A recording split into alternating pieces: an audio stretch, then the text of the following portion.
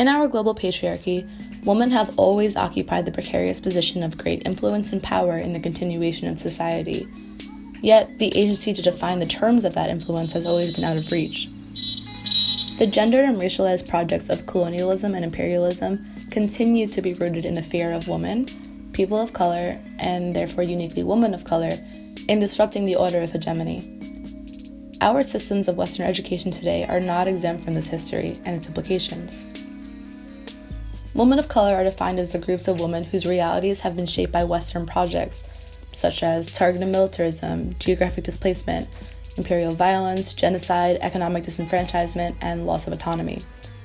We often speculate how the West has played a large role in the identity construction of women of color, but the less discussed conversation is how women of color have also used their agency to shape the imagination of the West. Their role in changing racial hierarchy is fundamental, but largely invisible in our popular historical discourses. Historical sexual politics between Native women of color and white colonial men remains a crucial site of examination. In initial colonial encounters, handbooks for incoming plantation employees bound for eastern lands urged men to find local companions, or concubines, in order to insulate themselves from the dangers of sexual idleness. Native women, both in and against their will, quickly occupied these roles. If we look into the archives, the linkage between sexual control and racial tensions is both obvious and elusive at the same time. In a series of 1907 National Geographic magazine photos, Dean Continent Worcester, a professor of zoology and eventually a colonial official in the Philippines, exoticized the Filipina other for the world to see. Here is where imperial feminism steps in. As asserted by Professor of Education Equity Studies Roland Sintos Colono, colonized bodies, especially brown women's bare breasts, became sites of desire and anxieties that shaped white women's role and participation in colonial operations, especially in the realms of education and curriculum.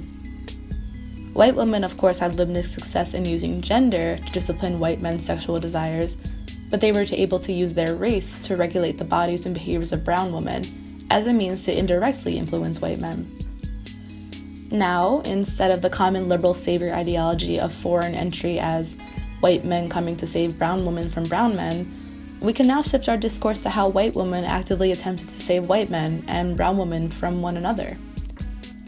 In a 1902 letter printed in the New York Times newspaper, General J.F. Bell wrote that wives of U.S. officers on duty should now join their husbands abroad and exert their influence through the Filipino woman. How would they do this? Education, of course.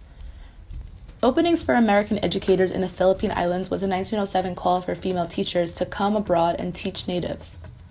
The elementary curriculum taught by U.S. women to native girls consisted of things like sewing and embroidery to ensure that Filipino girls and young women were properly clothed and their breasts were covered. In addition, the girls were taught to engage in capitalist material productions for colonial exports beyond their local communities. The influence of white women on brown women matters because we frame the historical significance of women in society as relied upon for reproduction, cultural and physical, as well as blamed for failures, holding enormous social responsibility when compared to that of men.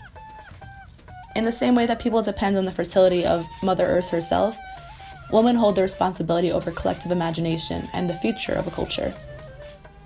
In other words, white women didn't just please brown women out of jealousy, but of a very real fear for societal collapse.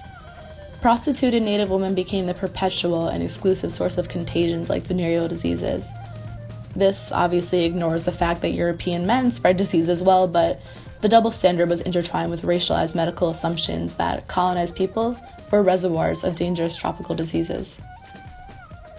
In America, keeping opposite sexes from different races separated was essential to forming rigid class hierarchy.